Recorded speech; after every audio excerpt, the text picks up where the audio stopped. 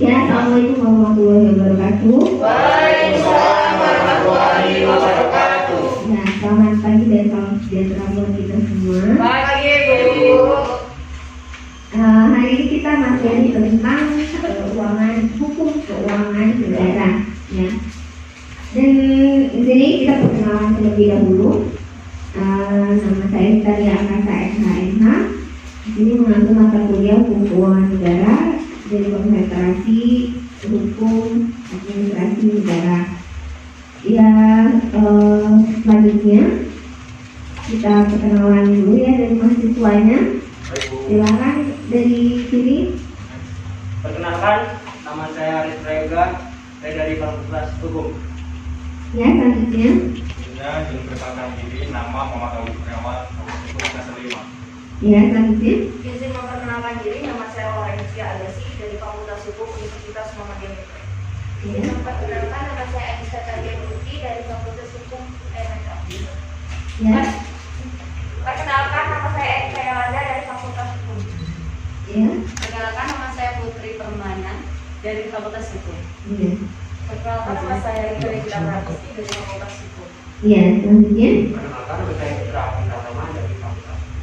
Mohon izin Bu, perkenalkan nama saya Lukman Astori, mahasiswa Fakultas Hukum Metro. Ya. Ya, baiklah kita ke materi yang selanjutnya ya. Tentang pengertian dari keuangan negara. Bisa kita lihat bahwa pengertian dari keuangan negara di sini secara terminologi keuangan publik, kemudian keuangan negara, kemudian keuangan pemerintah, aktivitas finansial pemerintah, yang mana kajiannya kita tidak termasuk aktivitas pemerintah dalam perekonomian. Jadi di sini sebenarnya kita batasi ya, kalau ngomongin keuangan itu pastinya orang keuangan ya, ahli keuangan, tetapi kita tidak melihat dari secara keuangan dari ekonominya. Jadi batasan kita di situ di dalam hukum keuangan. Jadi kita hanya mengkaji tentang hukum keuangan, tidak mengkaji tentang keuangan secara ekonomi ya. Yang kedua itu secara teori tidak selalu jelas subjek dari public finance atau keuangan publik itu tidak selalu jelas subjeknya, bisa jadi pemerintah, bisa jadi memang masyarakat, nah bisa jadi badan hukum dan bisa jadi badan pemerintah karena tergantung bentuk negaranya, sistem pemerintah dan konstitusi yang mengatur kehidupan kenegaraan suatu negara. Nah, kalau berbicara tentang keuangan negara itu menurut Undang-Undang Nomor 17 Tahun 2003 itu diaturnya dasar hukumnya di dalam itu bahwa semua hak dan kewajiban negara yang dapat dinilai dengan uang, ya, serta segala sesuatu baik berupa uang maupun berupa barang yang dapat dijadikan milik negara berhubung dengan pelaksanaan hak dan kewajiban tersebut. Jadi kita harus melihat dulu hak dan kewajiban di dalam Undang-Undang Nomor 17 Tahun 2003 itu tentang keuangan negara. Hak kewajibannya seperti apa?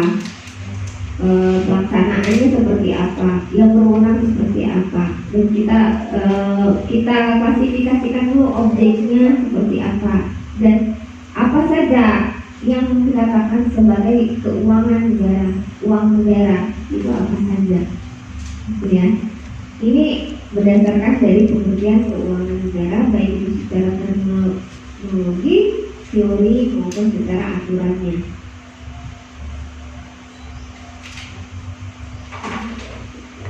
Kita lihat ada lingkup dari keuangan negara. Ruang lingkup dari keuangan negara ini ada keuangan publik. Dia mencakup masalah kreasi, memperoleh penerimaan atau pendapatan yang dilakukan pemerintah, baik itu pemerintah pusat maupun itu di dalam pemerintah daerah. Artinya bahwa negara Indonesia ini secara pembagian kekuasaannya itu menganut asas desentralisasi ya. keempat asas sentralisasi. Artinya ada pembagian kewenangan atau perimbangan kewenangan antara pusat dengan daerah. Itu asas desentralisasi. Nah, nggak semuanya itu diserahkan kepada pusat, tapi ada pembagian kepada daerah juga urusannya itu. Baik itu juga keuangan terhadap keuangan negaranya, gitu ya. Nah, ada penerimaan negara itu ada di dalam Undang-Undang Nomor 17 Tahun 2003 tentang uang yang masuk ke kas negara itu masuk dalam penerimaan negara, ya. Kemudian ada pendapatan negara. Nah, hak pemerintah pusat yang diakui sebagai penambah nilai kekayaan bersih, ini ya, itu juga diatur di dalam Undang-Undang 17 Tahun 2003. Kemudian keuangan publik mencakup aspek pengeluaran negara yang termasuk di dalamnya belanja publik atau negara pusat dan daerah. Ya. Pengeluaran negara Undang-Undang Nomor 17 Tahun 2003, uang yang keluar dari kas negara. Bisa dilihat ya depannya, uangnya keluar dari kas negara. Itu juga diatur di dalam Undang-Undang 17 Tahun 2003. Kemudian uang yang dibelanjakan oleh negara, di mana kewajiban pemerintah pusat yang diakui sebagai pengurangan nilai kekayaan bersih. Artinya ada pengurangan kalau uang itu sudah dibelanjakan oleh negara. Nah, itu keuangan negara. Keuangan publik juga mencakup aspek pembiayaan juga yang dilakukan oleh pemerintah pusat maupun daerah. Kalau yang dikatakan pembiayaan itu di dalam Undang-Undang 17 Tahun 2003 itu adalah setiap penerimaan yang perlu dibayar kembali dan atau pengeluaran yang akan diterima kembali baik pada tahun anggaran yang ditangguhkan maupun tahun anggaran berikutnya. Itu ya. Nah, di dalam keuangan negara juga kita semua tahu adanya sumber keuangan negara. Ada yang kita berpikir dari mana sih negara ini punya uang untuk jalan, untuk subsidi dan sebagainya pada masyarakat. Kita harus tahu sumber keuangan itu dari mana saja kita, gitu ya. Yang pertama itu dari pajak negara. Ini adalah sumber keuangan terbesar dari negara Indonesia, itu adalah dari pajak. Macam-macam pajak ya. Ada pajak mobil, pajak motor, pajak tanah, pajak bangunan, dan pajak yang lainnya. Itu adalah uang yang masuk ke dalam negara tersebut. Ya. Kemudian ada PNBP. PNBP adalah pembayaran terhadap instansi-instansi yang harus kita bayarkan, gitu. Dan kalau saya ada gugatan pengadilan contohnya, gitu ya. Ada gugatan pengadilan, ada banyak PNBP-nya.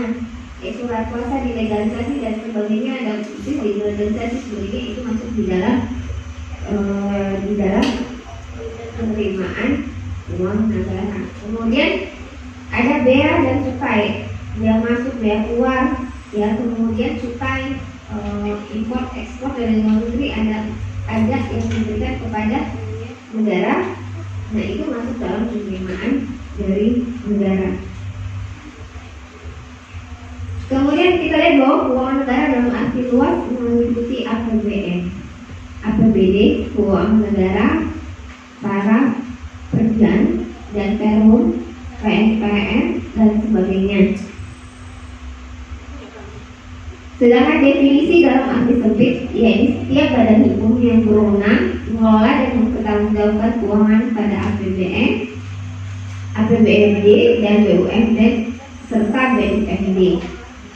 Ini ya, badan hukum yang memang berwenang dia mengelola uang negara tersebut. Kemudian ada asas-asas pengelolaan keuangan negara.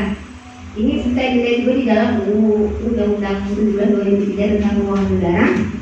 Itu ada asas apa saja yang dalam pengelolaan keuangan negara itu adalah akuntabilitas dan proporsionalitas, kemudian profesionalitas, keterbukaan dan pengelolaan keuangan, serta asas pemetaan keuangan. Ini yang masuk di dalam asas pengelolaan keuangan negara di dalam Undang-Undang Nomor 17 Tahun 2003. Dan ini adalah bagian terkait adanya delegasi atau mandat dari presiden kepada menteri yang memang mengelola keuangan negara tersebut. Nah, ini ada presiden memegang kekuasaan pengelolaan keuangan negara, dikuasakan apakah secara delegasi, mandat ataupun atribusi kepada bawahannya, yaitu menteri keuangan. Ini beda ya bentuknya, bisa dia mandat atau delegasi, dan atribusi ini secara mandat diberikan kepada menteri keuangan. Kemudian ada menteri pimpinan lembaga, menteri atau pimpinan lembaga, sehingga sebenarnya walaupun dia bertanggung jawab kepada presiden, namun dia bisa mengajukan kepada presiden terkait apa saja keuangan yang harus mereka minta kepada presiden melalui menteri keuangan, sehingga menteri-menteri yang lain itu dapat mendapatkan uang untuk dibelanjakan terhadap instansinya, gitu ya. Bisa jadi misalnya menteri desa, menteri perekonomian dan lainnya itu bisa meminta kepada presiden namun uangnya dikeluarkan oleh menteri keuangan. Kemudian ada gubernur, bupati atau wali kota selaku kepala pemerintah daerah. Itu selaku kepala pemerintah daerah untuk mengelola keuangan daerah dan mewakili pemerintah dalam kepemilikan kekayaan negara yang dipisahkan. Ya, yang bawah ini tidak termasuk kewenangan di bidang moneter yang meliputi antara lain mengeluarkan dan mengedarkan uang yang diatur dengan undang-undang. Ini yang bentuk dari delegasi antara presiden kepada menteri-menteri di bawahnya dalam melaksanakan atau kepada pemerintah daerah dalam mendistribusikan keuangan negara yang sudah masuk kepada negara tadi melalui sumber-sumber keuangan negara tadi ya. Ya, demikian materi dari saya. Yang selanjutnya kita tanya jawab ya. Silakan kalau ada yang mau bertanya tentang hukum keuangan negara ini, saya silakan ya. Baik, sebelumnya perkenalkan nama saya Orensia Agassi dan terima kasih Bu atas penjelasannya. Namun dari penjelasan yang Ibu utarakan ada beberapa poin yang menjadi pertanyaan di diri saya sendiri Bu. Jadi salah satu pertanyaannya yaitu apa sih Bu yang dimaksud dengan kerugian keuangan negara dalam tindak pidana korupsi? Terima kasih Bu. Iya. Kerugian keuangan negara di dalam undang-undang tindak pidana korupsi itu juga disebutkan ya tentang adanya kerugian dari keuangan negara, sehingga bisa dikatakan itu tindak pidana korupsi ya. Kita bisa lihat di dalam pasal 1 angka 22 Undang-Undang Nomor 1 Tahun 2004 tentang pembenaran negara bahwa dan keuangan negara 17 tahun 2003 bahwa kerugian negara adalah kekurangan uang, adanya kekurangan uangnya, baik itu berbentuk uang, surat berharga dan barang yang nyata dan pasti jumlahnya sebagai akibat dari perbuatan melakukan baik sengaja ataupun lalai. Artinya uang itu keluar tidak ada hasilnya dan tidak ada prosesnya, sehingga uang negara itu dikeluarkan karena adanya perbuatan melawan hukum. Seperti dalam undang-undang hukum perdata bisa dibaca nanti ya bahwa apa sih maksud perbuatan melawan hukum itu artinya ada pelanggaran yang dilakukan seseorang karena uang itu keluar.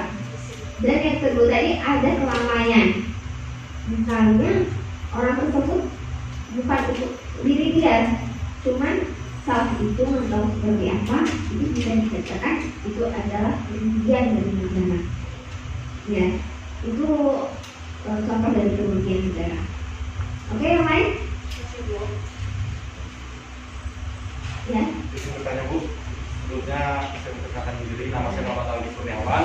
Ya. Ini pertanyaannya gini Bu, dalam perkara tindak pidana korupsi, apakah kerugian keuangan negara wajib dibuktikan? Ya. Ada tindak pidana korupsi ya. Di dalam tindak pidana itu sebenarnya apabila tindak pidana itu dikatakan tindak pidana yang memang harus ada pembuktian awal di dalam tindak pidana itu kan. Kalau dalam tindak pidana korupsi sendiri tidak bukan unsur yang wajib dibuktikan, namun hanya sebagai alasan pemberat pemidanaan dan guna menentukan misalnya ganti rugi yang harus dilakukan seseorang tersebut di dalam pembuktiannya.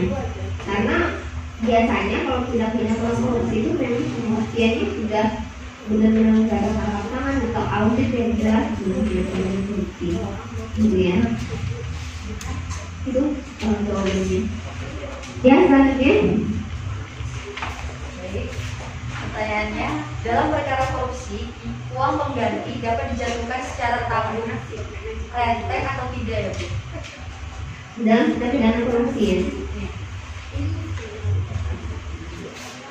Bisa secara bersama-sama bisa dilakukan pembebanan apabila ada beberapa orang yang memang terkait terhadap tindak pidana tersebut, sehingga uang pengganti tidak dapat dilakukan secara tanggung renteng. Namun persidangannya bisa dilakukan bersama-sama. Namun uang penggantian itu tergantung daripada saat pembuktian itu berapa kerugian yang dilakukan dia, sehingga dia harus menanggung itu sendiri di dalam mengganti kerugian tersebut. Gitu ya. Ya, selanjutnya. Izin bertanya, apakah pengembalian kerugian negara atau perekonomian negara dapat menghapuskan pidana bagi pelaku tindak pidana korupsi? Kerugian negara gimana lagi? Apakah pengembalian kerugian negara atau perekonomian negara dapat menghapuskan pidana bagi pelaku tindak pidana korupsi? Ya, ada di dalam undang-undang tindak pidana korupsi adanya kerugian dari keuangan negara itu tindak pidana itu tidak ada yang namanya menghilangkan tindak pidananya ya. Walaupun terjadi perdamaian juga, walaupun di dunia perdata juga di hukum perdata terjadi perdamaian, tetapi kalau pidananya itu masuk di dalam tindak pidana walaupun sudah terjadi perdamaian, maka tetap tindak pidananya diproses. Begitu juga dengan tindak pidana korupsi ya. Apabila sudah ada pengembalian, bentuk pengembalian itu secara perdata memang tidak sudah selesai ya. Cuman kalau tindak pidananya hal yang berbeda. Tindak pidana unsur yang memang dilakukan oleh si pelaku itu harus dihukum juga secara pidana. Gitu. Ya, selanjutnya. Izin mengenalkan diri, nama saya Prayoga. Saya ingin bertanya, apa sih Bu yang dimaksud dengan hukuman uang pengganti? Terima kasih. Ya.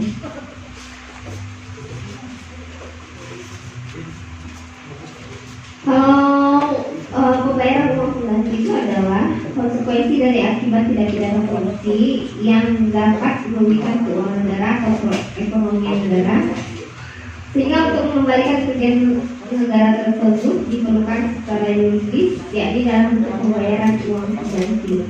Seperti itu ya konsep dari uang pengganti di dalam mengembalikan kerugian negara tersebut. Ya, selanjutnya. Ya. Dari materi yang sudah dijelaskan tadi, saya ingin bertanya, bisakah hakim menjatuhkan jumlah uang pengganti lebih kecil dari kerugian keuangan negara tersebut? Terima kasih. Iya, kalau misalnya dalam persidangan itu hakim itu sesuai dari tuntutannya,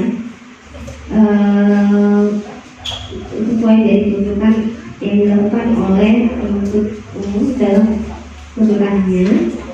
Hakim diperbolehkan melakukan pidana tambahan berupa pembayaran uang pengganti yang jumlahnya lebih kecil dari jumlah kerugian keuangan negara yang secara real maupun potensial diperoleh terdakwa itu harus diperkuat dengan alasan hukum yang argumentatif juga di dalam hukumnya. Ada alasan-alasan secara teori apakah bisa atau tidak itu harus diperkuat. Cuma pada dasarnya bisa dengan alasan yang memang harus diperkuat. Ya, selanjutnya. Ya, Bu, izin bertanya, siapa saja yang memiliki kekuasaan dalam mengelola keuangan daerah?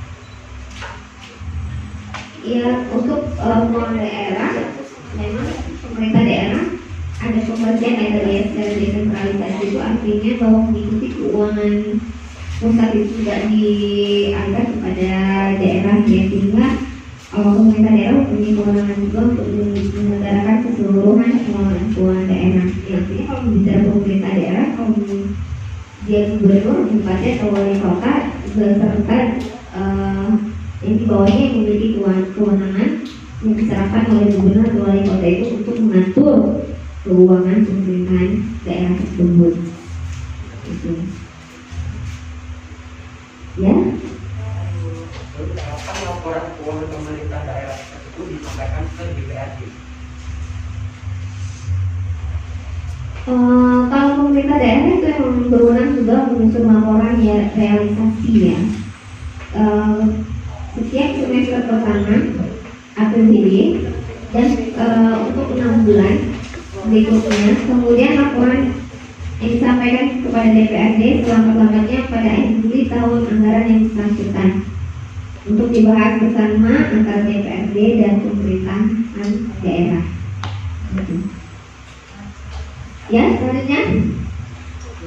Ya. Mohon izin bertanya Bu, berdasarkan materi yang disampaikan, yang saya ingin tanyakan adalah bagaimana mekanisme pengelolaan keuangan negara Bu? Terima kasih. Kekuasaan pengelolaan negara itu dipegang oleh presiden, kemudian selaku kepala pemerintahan sebagai bagian ya dari kekuasaan pemerintahan, kemudian dikuasakan kepada Menteri Keuangan selaku pengelola fiskal dan wakil pemerintah dalam kepemilikan kekayaan negara yang dipisahkan. Gitu.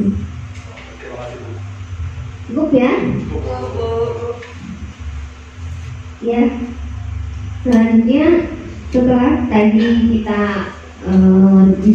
tanya jawab kemudian pemateri bahwa saya sedikit mengulas dalam hukum keuangan negara ini dari pengertiannya bahwa ada keuangan negara yang baik itu pengertiannya secara teori, kemudian secara regulasi, kemudian secara terminologi bahwa keuangan negara itu adalah uang yang dimiliki oleh negara dan kewenangannya pun secara bentuk dari negara itu yaitu desentralisasi, berarti ada keuangan pusat maupun keuangan daerah untuk mengelola keuangan negara tersebut ya. Dan di dalamnya ada prosedur-prosedur dari pengelolaan keuangan negara ini. Kalau pengelolaan itu tidak sesuai dengan prosedur, artinya ada perbuatan yang melawan hukum di dalamnya, kemudian ada kelalaian di dalamnya, sehingga hal tersebut menyebabkan kerugian keuangan negara. Nah, kalau sudah kerugian maka dapat untuk tidak masih pada tindak pidana korupsi terhadap negara tersebut. Itu ya sedikit ulasan saya. Kemudian lanjut ke diskusi kelompok ya. Sila kita bagi dalam 3 kelompok. Kemudian ketuanya saya bagi Haris ya ketuanya. Kemudian Putra dan Muhammad Ali. Silakan bergabung dengan kelompoknya masing-masing untuk mendiskusikan. Saya beri waktu 5 menit untuk berdiskusi. Setelah itu silakan presentasikan ya. Ini akan saya bagi ininya ya, materi diskusinya.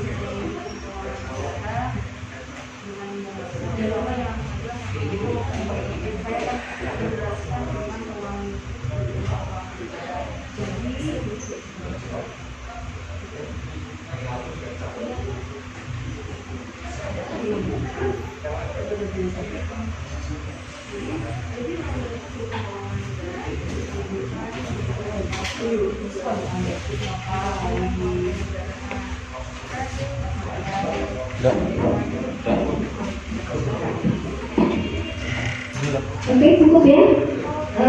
Kita langsung kepada sebuah kelompoknya untuk menginvestasikan apa yang didiskusikan. Silakan kepada yang pertama, sebuah kelompoknya kepada Haris.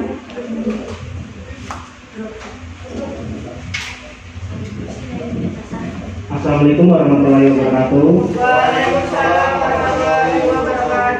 Izin saya dari Ketua Kelompok 1 ingin mempresentasikan hasil kerja kelompok kami. Saya di sini akan menjelaskan mengenai ruang lingkup hukum keuangan negara. Jadi, ruang lingkup hukum keuangan negara dikukuhkan dengan pasal 2G Undang-Undang Keuangan Negara. Pasal ini mengatur hak dan kewajiban negara. Hak dan kewajiban negara yang dimaksud ialah yang pertama, hak adalah memungut pajak, mengeluarkan dan mengedarkan uang dan melakukan pinjaman. Hak negara ini memungkinkan negara memiliki otoritas dalam mengelola keuangan dan kekayaan negara. Kemudian kewajiban negara yang dimaksud adalah menyediakan layanan dan membayar tagihan pinjaman ke pihak ketiga. Negara memiliki sumber keuangan berasal dari pajak baik penghasilan, pertambahan nilai barang dan jasa, penjualan barang mewah, bea materai, bea cukai, bea masuk, cukai gula dan cukai tembakau, dan penerimaan lain. Hasil sumber keuangan negara tersebut dikelola dengan perencanaan pelaksanaan, pengawasan, dan pertanggungjawaban atau keuangan negara. Keuangan negara berada dalam kuasa Dewan Perwakilan Rakyat, DPR, dan Presiden. Kemudian dalam keuangan negara berkaitan dengan APBN dan APBD. Jadi banyak yang bertanya bagaimana melaksanakan APBN dan APBD.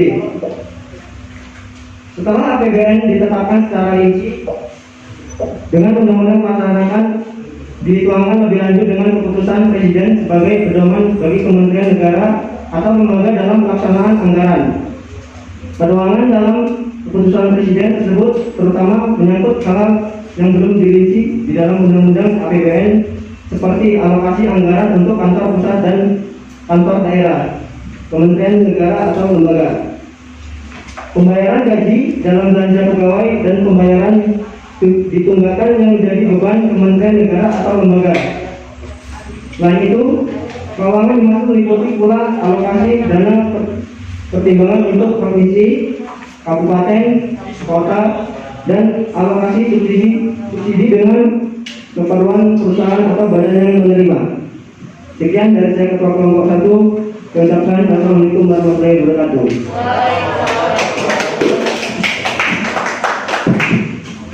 Ya, kita lanjut ke nomor 2, Muhammad Arzi ya. Silakan.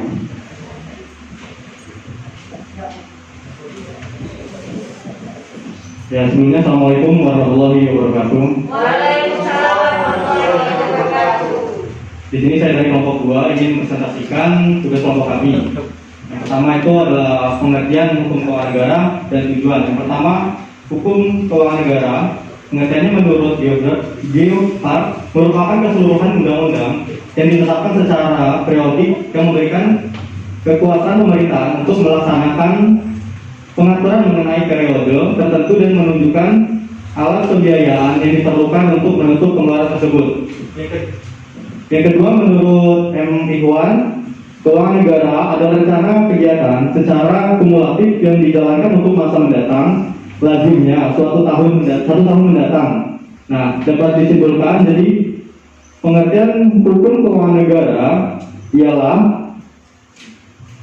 hukum yang mengatur hak dan kewajiban yang dimiliki negara dalam bidang keuangan dan berbentuk uang maupun barang terkait dalam kegiatan negara dan publik. Selanjutnya itu adalah tujuan. Tujuan hukum keuangan negara ialah meliputi keseluruhan kebijakan, kegiatan, dan hubungan hukum yang berkaitan dengan penguasaan objek sebagaimana dalam rangka penyelenggaraan pemerintahan negara. Untuk sekian yang dapat saya sampaikan, saya akhiri bila hisabilillah wassalamualaikum warahmatullahi wabarakatuh.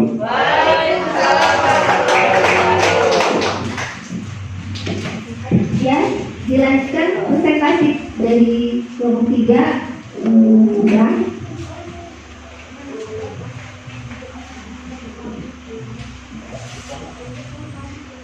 Baik, Assalamualaikum warahmatullahi wabarakatuh. Waalaikumsalam warahmatullahi wabarakatuh.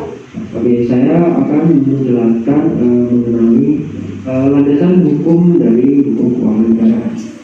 Hukum keuangan negara di Indonesia mulai berlaku pada akhir abad ke-20 dan berlandaskan pada pembukaan Undang-Undang Dasar 1945. Dalam menerapkan hukum tentunya terdapat landasan yang mampu memperkuat kehidupan hukum tersebut. Landasan hukum keuangan negara tidak hanya terletak di pembukaan Undang-Undang Dasar 1945. Tetapi juga di pasal 23A hingga 23E Undang-Undang Dasar 1945 yang berkaitan dengan keuangan negara. Terdapat beberapa landasan lain yang berasal dari undang-undang. Undang-undang yang dimaksud diantaranya yaitu seperti Undang-Undang Nomor 17 Tahun 2013 tentang keuangan negara. Ada Undang-Undang Nomor 1 Tahun 2004 tentang pembendaharaan negara. Ada juga Undang-Undang Nomor 3 Tahun 2004 tentang Bank Indonesia dan lain sebagainya. Hukum keuangan negara ini memiliki kedudukan di hukum publik, namun tidak tertutup kemungkinan untuk berada di hukum privat, juga yang bersinggungan dengan kepentingan negara. Oleh karena itu, hukum ini memiliki jangkauan yang termasuk luas. Sekian, terima kasih. Wassalamualaikum warahmatullahi wabarakatuh.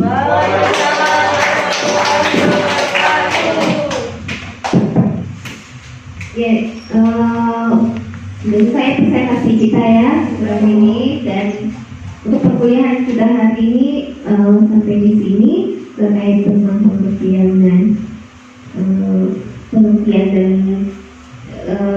fungsi dari keuangan negara ini, hukum keuangan negara, dan presentasi, dan kita lanjutkan lagi untuk pertemuan berikutnya terkait dengan pemerintahan di dalam hukum keuangan negara. Ya, demikian untuk pertemuan kita hari ini, dan ya, saya akhiri. Wassalamualaikum warahmatullahi wabarakatuh. Terima kasih.